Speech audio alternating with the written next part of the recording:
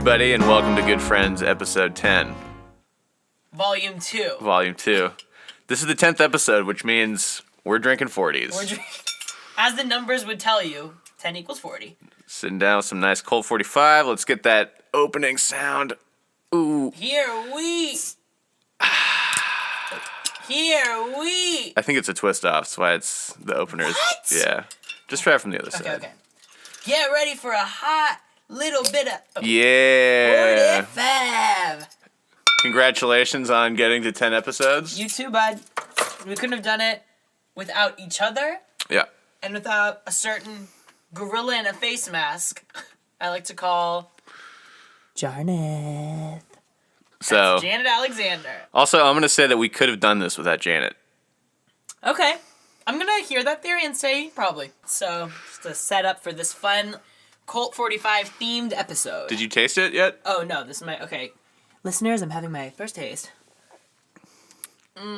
Yeah. Brings back memories. Oh, wow. What are your thoughts? Okay, so this definitely... I'm pretty sure this isn't my first 40, but there's a really good chance it's my last. Yeah? No, it's actually kind of good. I'm kidding. Kind of tastes like gasoline, right? Yeah, it tastes like hot gasoline, but at the same time, like... I don't know, you know how everyone's like, I like the smell of gasoline. Like, call me crazy. It's like kind of that. I can see the appeal of this. Kind of, yeah. Yeah. You know, it's good. It gets the job... Gets the job done. Gets the job done. I feel like there's two types of alcohol. There's like alcohol that you like enjoy and alcohol that's just a means to an end. And this is definitely means to an end alcohol. This is the latter. We used to, when I was in college, we had a very cheap friend. Okay. His name was Rick. Wow. On blast. He was big. Okay. Sometimes we called him Big Rick. Jesus Christ. And because he was so cheap and didn't want to split beer, he was just like, let's just drink our own 40s. And very angrily and aggressively, he would suggest that. He sounds fun. Rick is awesome. Was. Is still awesome and was awesome. Okay. Past tense. I know what happened to him. Wait, this is intense. Why is this drink so cheap? Like, why is it so cheap to make? Because it's shitty. It doesn't have to be quality stuff. Wow, okay. Yeah. Well, I love it. I'm glad we're doing it. It feels appropriate for episode 10. And for all you beer douches out there, I don't know what would pair well with this, so don't even... I'm rolling my eyes. Close your gastropub for a second and just enjoy. Yeah, right. There's booze in there. There's booze. That counts. Let's not get so serious. The eye roll is so extreme. It's so extreme that it's honestly giving me a headache. My eyes are rolling in the back of my head. I'm going to take you to the emergency room. People that pair beer with everything, it's like, chill out. There's no such thing as a fish that goes well with beer. Well, that's just kind of, the beer pairing thing is just kind of like the craft beer people trying to pony up. Yeah, trying to get on the wine tip. Yeah, right. You're not going to get like a beer sideways movie situation. Like, not going to happen. Oh, yeah. Beer's too heavy. Don't pair it with anything. That's my rule. That's why I'm drinking it on an empty stomach. Welcome to this special extended Valentine's Day edition of Good Friends Podcast. That's the harp. We got a shitload of questions to answer. Overflowing. So. But we're only going to answer 3 of them. Good friends. When can you start urinating in front of your partner? Can I ever poop in front of him? At what point in a relationship do you discuss farting openly? That's a tough one. You know, the way I look at it, we're all animals. So a little poop here and there. Okay. Look. It feels like you heard, where do I put my poop? I'm saying, like, it's just poop, man. Everything that lives on Earth poos in some way, and that's how the cycle happens each and every day. Just look at the green, green grass and the birds up in the sky. It's all here because of poo, and now I'll tell you why. I mean, fair. Okay, look, we are animals. We are. Look, I don't... Look. I'm not... When you're shitting, shit with the bathroom door closed. Ideally, you're the only one in there. But it's 2015. I would still rather have the door closed while I'm taking a shit. No, I knew guys in college who would shit with the doors open just to continue having conversations. That is unreal. That's unnecessary. Yeah. There's no reason that someone should be like, hold up. this conversation isn't important enough for me to hold shitting, but it's definitely important enough for me to just leave the door open so you can talk. Yeah, you just didn't want to miss the, conversation. Wow, FOMO. Yeah. Fear of missing out, yeah. Everyone has a fear of missing out. Yeah. We mentioned FOMO, right? Fear of missing out. Well, funny we should mention that because our producer, Janet Alexander, wrote a bomb article this week on modern romance. You're going to have to fill me in because I didn't read it. It's called What's Love Got to Do with IT? Pun. It. Ooh. Get with it. Tina Turner tip. It's a really interesting article. It sort of tracks the way in which modern romance is sort of dictated by technology and the different ways in which that manifests itself and the different catalysts for it. Used to be you just go down to the bar and just pick someone. You act like you're 55. Like, tell me about the Dust Bowl. What was it like when the wall fell?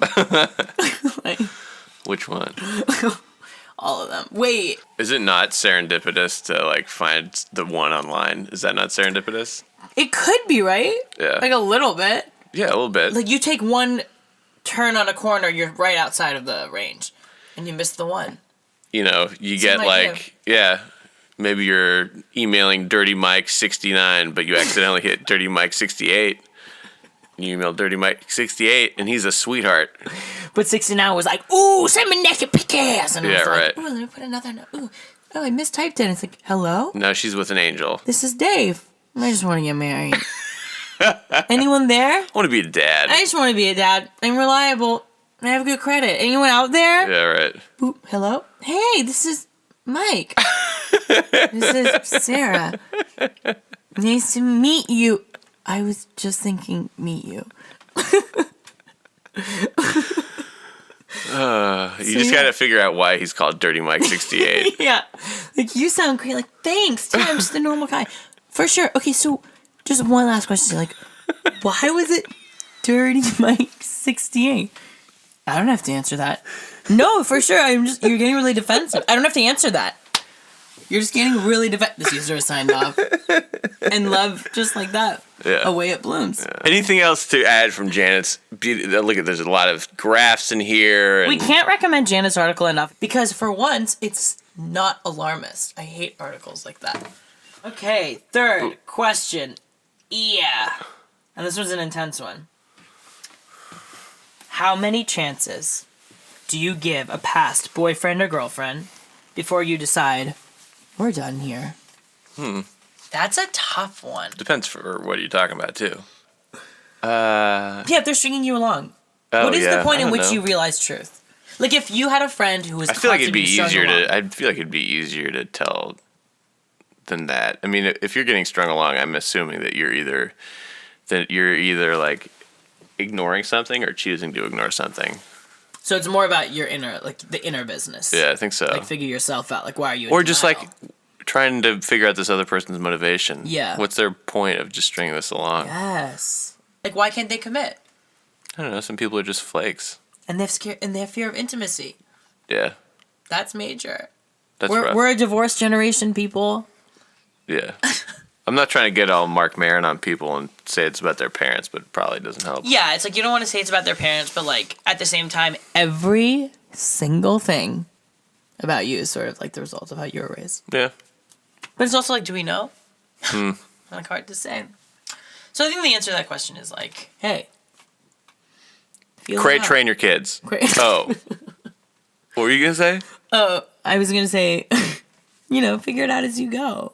Okay, yeah. That's better. It works. Yeah, both work. But yeah, don't be strung along. Value your time. Just like value yourself. Yeah. Don't be strung along. Don't be strung along. Has it been a year and he hasn't committed or she hasn't committed? Do you want commitment? What if you don't want commitment? But if you don't want commitment, you're thriving. But guess what? If you really want commitment, yeah. Okay. Two people got to be on the same page about that. Yeah.